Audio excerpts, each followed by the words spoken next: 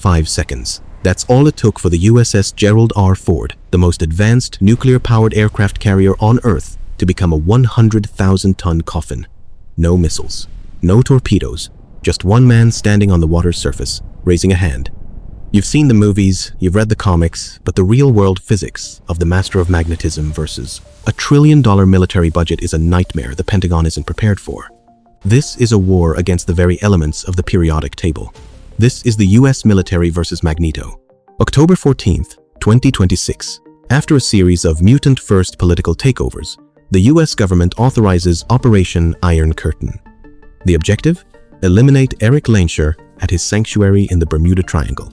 06 to 100 hours. A Tier 1 JSOC sniper team is positioned 1,500 yards out. They are using the Barrett M82, firing a 50 BMG round. This bullet leaves the muzzle at 2,800 feet per second, carrying 13,000 foot-pounds of energy, enough to punch through an engine block. The sniper pulls the trigger, but the bullet never reaches its target. In Marvel lore, Magneto's passive magnetic shield is active even when he's sleeping. To Magneto, a copper-jacketed lead bullet is just a toy. As the round enters his personal magnetic field, the electromagnetic force acts as a frictionless brake.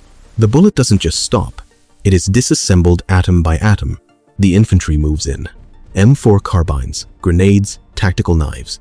They realize too late, they aren't carrying weapons, they are carrying Magneto's ammunition. He doesn't even look at them. He simply clenches his fist, and the firing pins inside every rifle are crushed. The soldier's own body armor, reinforced with steel plates, begins to constrict, crushing ribs and lungs. Phase 1 isn't a battle, it's a massacre. 08 to 100 hours. The Pentagon realizes small arms are useless. They send in the heavy hitters, the M1A2 Abrams tank. This is a 70-ton beast, protected by Chobham composite armor, including layers of depleted uranium. The Abrams fires its 120mm smoothbore gun, a sabot round a tungsten dart moving at Mach 5.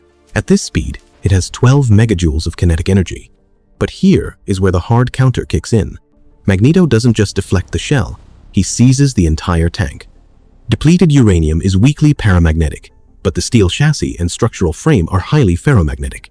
Magneto exerts a force of several thousand Teslas. For context, an MRI machine is 3 Teslas. Magneto lifts 10 70-ton tanks into the air as if they were made of cardboard. He doesn't just throw them, he crushes them into a single dense sphere of scrap metal with the crews still inside. He has turned America's land superiority into a giant metallic wrecking ball. 100 hours. The Air Force scrambles F-22 Raptors and F-35 Lightning IIs. These are the most expensive machines ever built. They engage from 50 miles away using AMRAAM missiles. The pilots think they're safe at 40,000 feet. They're wrong. Magneto's power isn't just moving metal. He controls the electromagnetic spectrum. This includes radio waves, radar, and the flow of electrons in circuitry. As the jets approach, Magneto pulse emits an organic EMP. The F-35s, which rely entirely on fly-by-wire computer systems, go dark instantly. Total system failure. But Magneto isn't done. He reaches up and senses the iron ferrite particles in the jet's stealth coating. With a flick of his wrist, he reverses the polarity. The jets aren't flying anymore. They are being pulled toward the Earth at 9.8 meters per second squared, accelerated by his own magnetic pull. Total Air Force losses in 10 minutes. $4 billion. Casualties, 100%.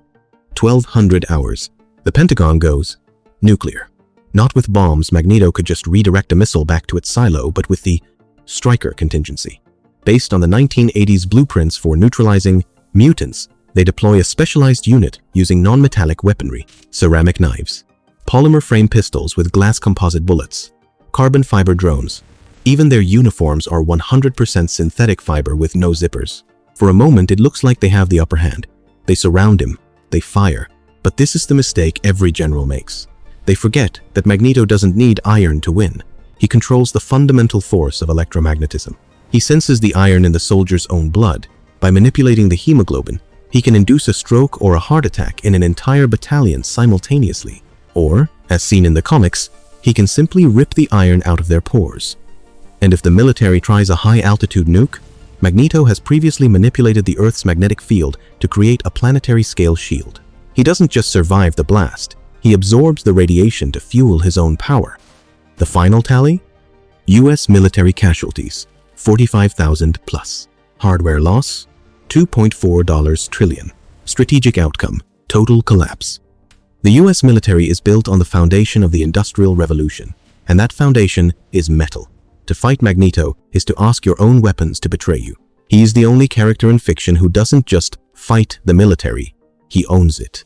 Every screw in a Humvee, every chip in a satellite, every shell in a magazine is a sleeper agent waiting for his command. The US military's only hope would be to use a non-metallic hero like a high-tier telepath, because as long as they rely on tech, they've already lost. But what do you think? Is there a secret weapon in the US arsenal, like a high-powered chemical laser that could take him down before he senses it? Let me know in the comments. Don't forget to subscribe for more power scaling breakdowns. Thanks for watching.